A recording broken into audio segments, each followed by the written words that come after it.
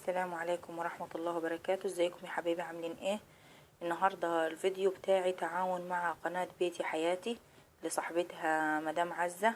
مدام عزة عاملة فيديوهات حلوة كتير، عاملة فيديو مشتريات وفيديو تعالوا معايا وشوفوا حاجاتي ومعلومة تهمك، وطريقة الكفتة المشوية وسلطة الطحينة وتخليل اللفت، وعاملة حاجات حلوة كتير.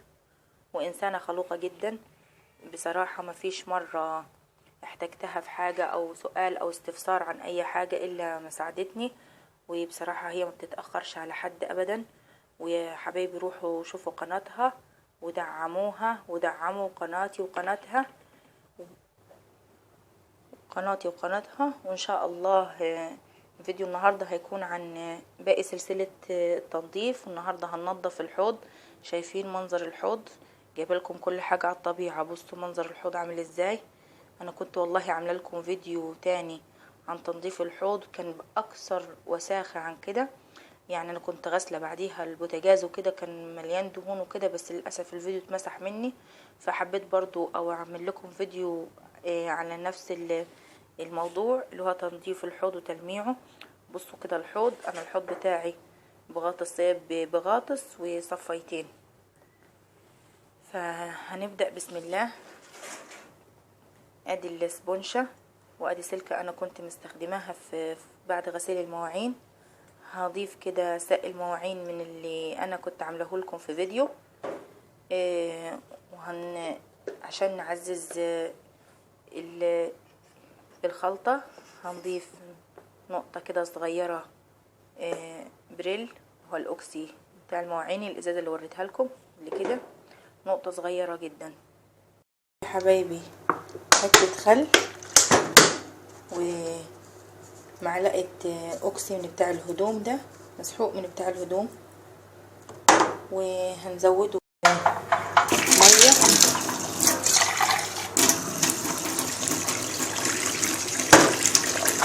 ونبدأ بسم الله نلمع الحوض. اديكم شايفينه بالمنظر ده. بصوا الدهون متراكمة عليه ومصفر. بصوا شكله. هنلمعه حتة حتة. نبدأ بسم الله الرحمن الرحيم. نعمل الصفاية الأولى.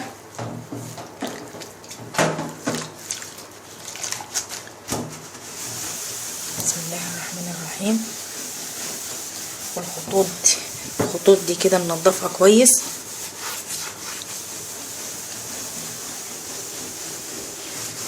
يا رب تكون الصورة واضحة.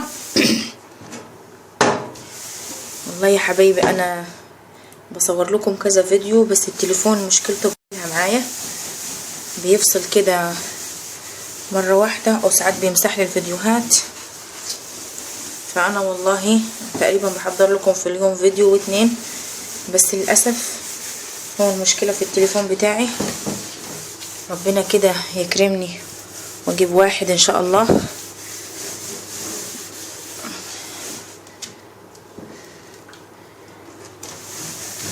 كده الغطاس التاني، الصفاية قصدي التانية.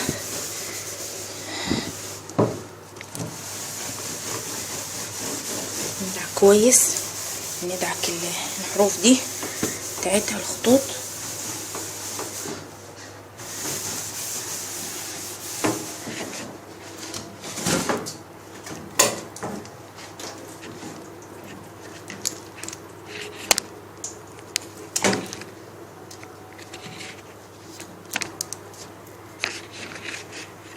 وندعك كده الغطس كده عشان توضح الصورة بس ليكم.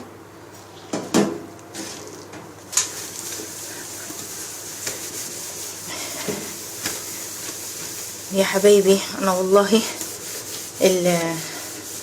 قناتي في اليوتيوب ادتني فرصة ان اتعرف على ناس جمال زي متابعيني مشتركين في القناة، وزي حبايب قلبي اخواني اللي فاتحين القنوات التانية. والله كلهم ما شاء الله الله اكبر، يعني زي الفل. وعجبني حبهم كده وتعاونهم.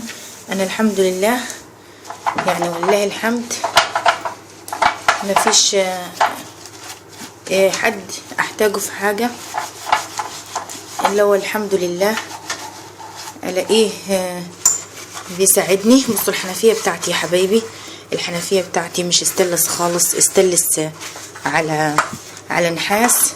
فهبصوا كده، انا هقرب لكم الكاميرا. بصوا القشرة دي اللي شكل الاستلس اتقشرت وفاضل شكل النحاس اللي هو ده. فهي كده شكلها الحنفية، يعني كتر خيرها والله مستحملة. هي من زمان جدا انا اتجوزت ولقيتها، فكتر خيرها اني مستحملة. وبرضو ما ننساش الصفاية ندعكها كويس. وهشطف الحوض كده واوريكم شكله.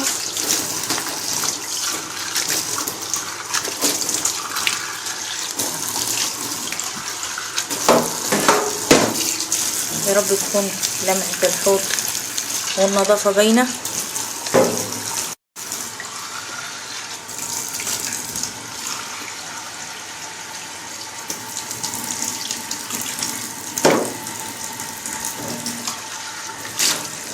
كده يا حبايبي نشطفه حلو، نشطفه وانشفه بفوطة قطن كده او فوطة قطن او قماشة قطن، ونشفه كويس كده واوريكم ايه شكله في الاخر.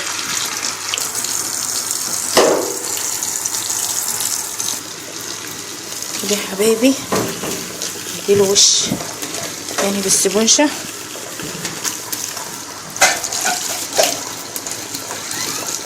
كده بقى ما شاء الله عليه. يا ريت كده بس الكاميرا تكون موضحة.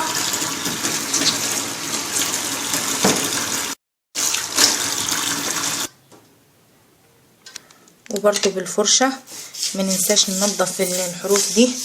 بس هي على فكرة يا حبايبي الحروف دي كان فيها جبس ابيض ومعايا، والاستخدام طبعا كله فك وخلع. ان شاء الله هجيب اسمنت ابيض او جبس ابيض واعمله اسد بيها الفتحات دي، الفراغات اللي ما بين السيراميك دي اللي قشرت. وكده شكل الحوض بعد ما غسلته ونشفته كويس. يا رب يكون اللمعان والنظافة باينة اهو كده.